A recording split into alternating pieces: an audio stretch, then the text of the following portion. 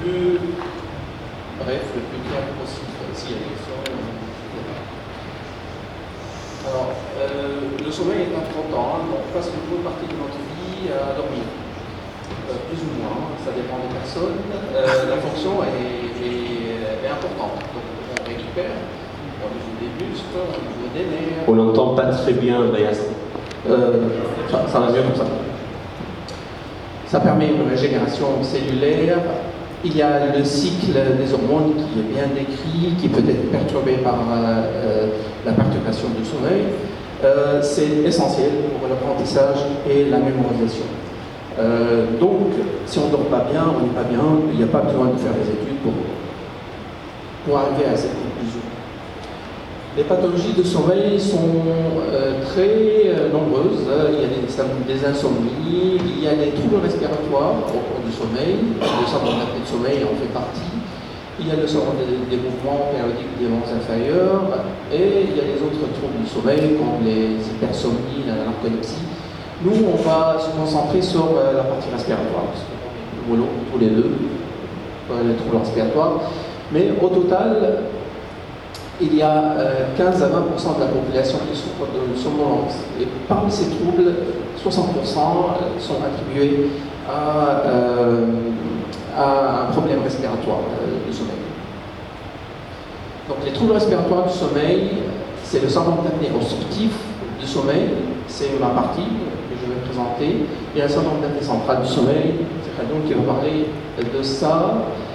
Et il y a la respiration de Cherney-Stokes qui est liée à d'autres pathologies cardiaques ou neurologiques. Et il y a le syndrome d'hypoventilation, hypoxémie nocturne et le voilà syndrome qui est associé au syndrome d'apnée du sommeil ou à la BPCO. Et il y a un chevauchement entre ces pathologies aussi qui nécessite juste de le prendre en considération quand on veut traiter les patients.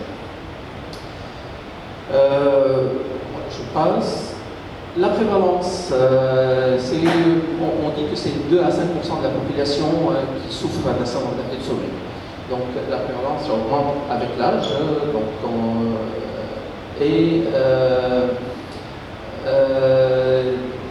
Quand on dit que c'est une maladie occulte, en fait c'est un titre que j'ai emprunté à Khodon, parce que 9 patients sur 10 ne savent pas qui ont un apnée de sommeil. Et chez les consultants d'un généraliste, si un généraliste doit avoir 20 patients par semaine, au bout d'une semaine, il va avoir 6 patients qui ont un syndrome d'apnée de sommeil modéré ou assez sévère qui nécessiterait un traitement. La prévalence dans d'autres pathologies, c'est 35% des patients qui ont une hypertension artérielle, 35% des patients qui ont un diabète type 2. Quand l'hypertension est sévère ou incontrôlable, le pourcentage augmente à 80%, et il y a avec l'obésité morbide où on a presque 80% des patients qui ont un syndrome d'apnée de sommeil. Les symptômes, il y a les symptômes diurnes et nocturnes. Alors on va voir que ça rajoute un petit peu à la difficulté parce que les symptômes diurnes ne sont pas très spécifiques. Il y a la fatigue, il y a l'altération de l'humeur, l'irritabilité, il y a plein de choses qui peuvent le rendre irritable, la dépression, la somnolence excessive. Ça, c'est un petit peu, ça doit attirer notre attention, les céphalées, les troubles de la concentration et de mémoire, le ralentissement psychomoteur et l'hypertension. Il y a les symptômes nocturnes, et ça, on ne les voit pas. Donc, c'est souvent le conjoint ou la conjointe qui s'en plaint. Les ronflements, les arrêts respiratoires aperçus par l'entourage ou ressentis par le patient, qui donnent des réveils nocturnes et des sensations d'étouffement. Il y a la hémiturie, le trouble de la libido, les arythmies cardiaques qui peuvent être nocturnes ou diurnes, et les sueurs nocturnes. Les présentations cliniques sont très variables et essentiellement, si je peux résumer, en fait, parce qu'on voit beaucoup de cardiologues, alors ils nous envoient les patients parce que ça fait partie des facteurs de risque cardiovasculaire. Donc la recherche de l'apnée de sommeil s'impose avec ces patients.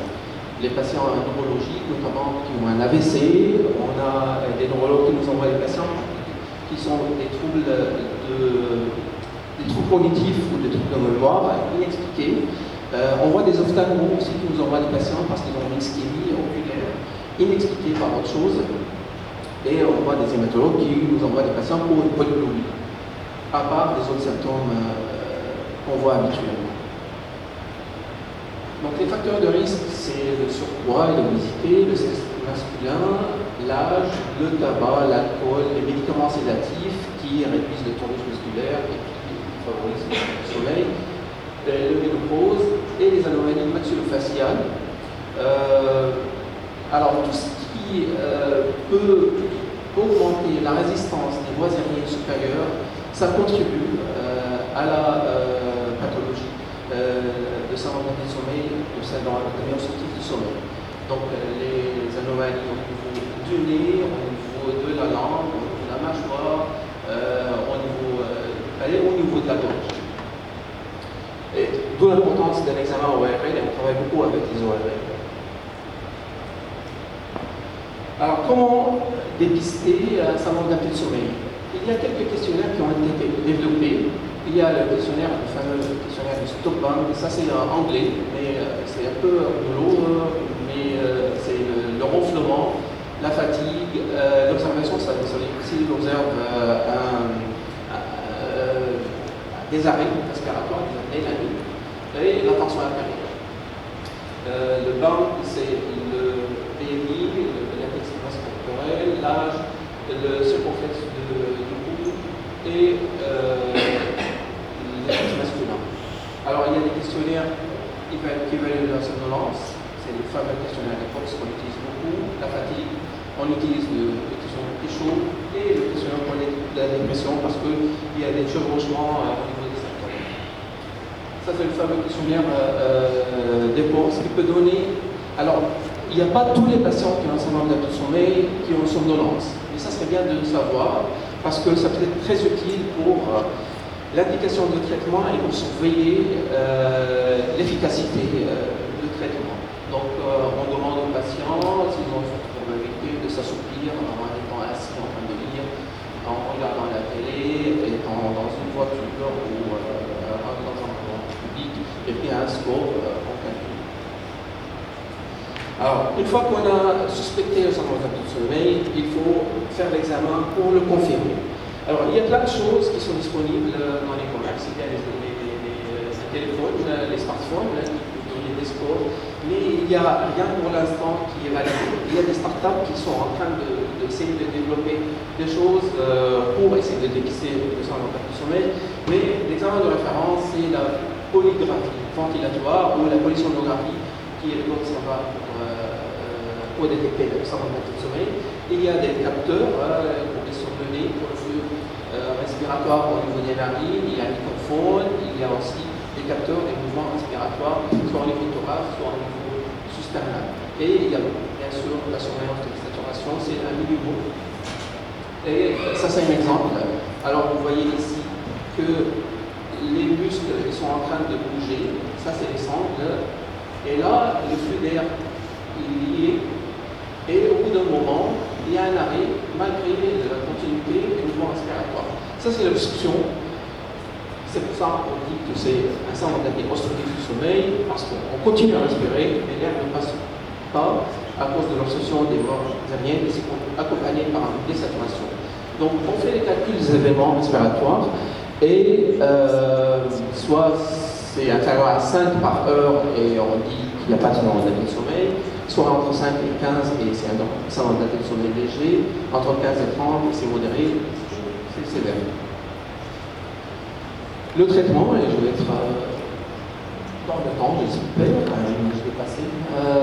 Donc le traitement, c'est les mesures d'hygiène de vie, la perte de poids, régulariser le sommeil, et quand il y a un syndrome de sommeil avec une tendance positionnelle, on peut proposer aux patients de faire quelque chose pour leur rappeler de tourner sur le côté pour ne pas rester sur le dos. Et les traitements de référence, ils sont souvent indiqués dans les syndromes d'apnée de sommeil non sévères.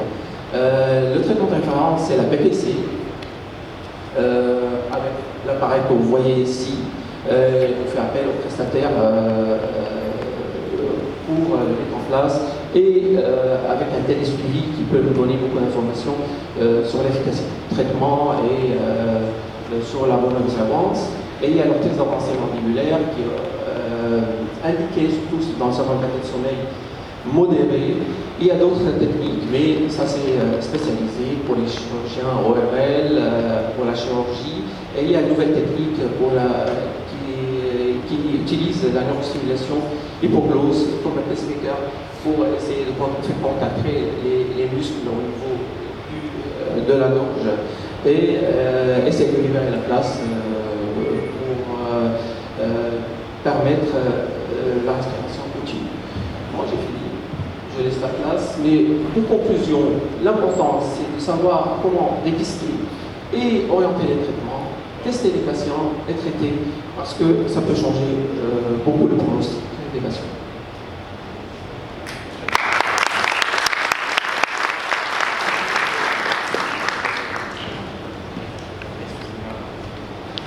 On va te presser, Khaldoun, tu as 3 minutes et demie.